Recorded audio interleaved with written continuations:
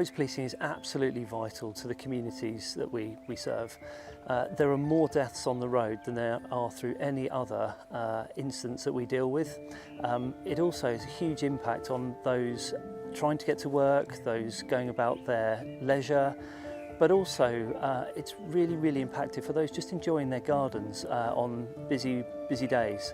The noise of lots of cars going past, the antisocial driving of some, it can really diminish the quality of life of those in the community. Operation Downsway is an enhanced version of our business as usual for Sussex Police.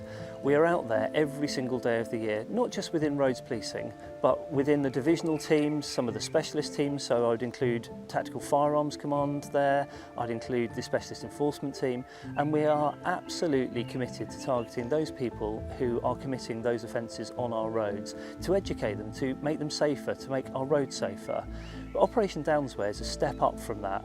We have brought in additional resources for the weekends that we know will be busier with motorbikes and drivers that don't always drive, so less experience perhaps, or perhaps less concentration.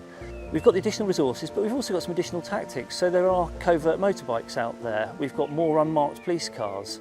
We've got drones that will be able to see what people are doing from overhead, which allows us to then target them at the next available place to stop them safely. One of the things we've been really keen to do this year is to really try to educate those people in that small group of people that continue to behave badly on our roads. Not only will they increase the risk to themselves, but they increase the risk to others as well. So I'll give you an example of that. Of all the tickets that we've handed out during the Operation Downsway so far this year, on the 8 or so weekends that we've been running this, equates to 0.15% of people out there causing the misery to the rest of our population. We just need to change their behaviours. The roads are there to get people from A to B safely so they can go about their business or their leisure, and to reduce the number of people behaving like this on our roads will make a profound effect to everyone, not just them. The community is one of our most powerful places for getting intelligence on those people that are committing these offences and putting their own communities at risk.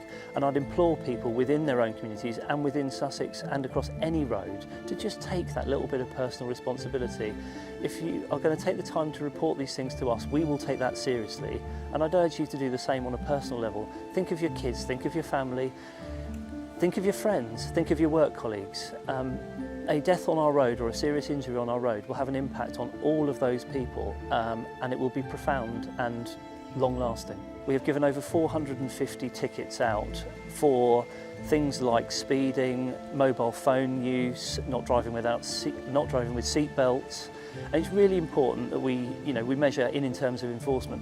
But we've also changed an awful lot of behaviours on the back of this, and I can't measure that. But for every person that we have prevented from doing one of these things along the way, whether that be directly or indirectly, that's really powerful. For every person that we have prevented us from having to deliver a death message to, or to go and find family members when somebody's in hospital following one of these interactions or incidents, it's really powerful, but really difficult to put a number on. And I just urge the community not to look for numbers here. This is human stories. This is a narrative response. This is about us saving lives.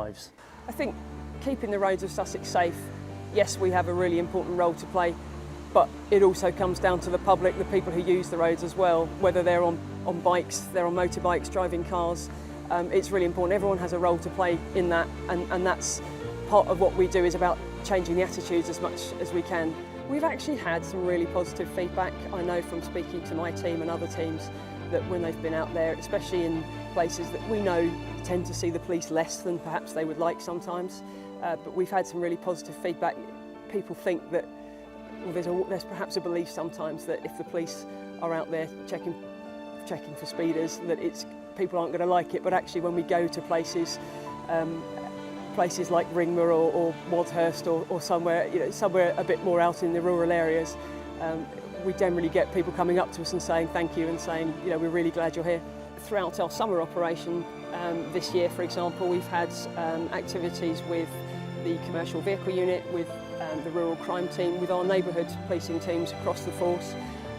We've also had a lot of really good input from the Special Constabulary, which is great to have them involved, people giving up their own time. For example, the commercial vehicle unit recently worked with The neighbourhood policing team over in Battle, they had a sort of community day in the town centre, engaging with drivers, commercial vehicles, but also all types of drivers and bike riders in the town centre. That went down really well. We had lots of really positive feedback from the community there. So that's just an example of it, getting out and about in amongst the towns and villages, and just having those conversations with people and making them see that it's not just about us standing there with lasers catching people speeding. A lot of people have improved in their attitude towards using technology while driving and being distracted while driving, and the cars we drive and the vehicles we drive have become a lot safer. I think there has been an improvement, but we've still got a long way to go. I think more can be done personally, each and every one of us, to try and make sure that the message is out there that just the slightest distraction could cost you your life. It only takes a momentary text, a tweet, a Facebook post. If you're looking down, you look up, it could be a very horrific crash, of which we will then be tasked to go and pick up the pieces of. What we deal with is more traumatic than a lot of people will ever experience in their life. So we'll deal with it in different ways, but for a lot of us, that just drives us to do more, to help more people, to try and do our extra little bit to make the roads a safer place, and that's something we can't measure.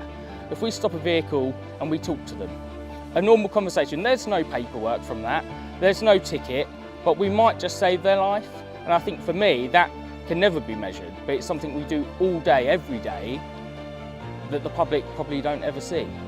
But what gets me up in the morning and gets me to work is the fact that every day is different. I get to deal with some really nice people and some really horrible people, but I get to hopefully make the roads that little bit safer. And like I mentioned before, there's no real method to measure how many people that you've just spoken to, that have seen your car and slowed down.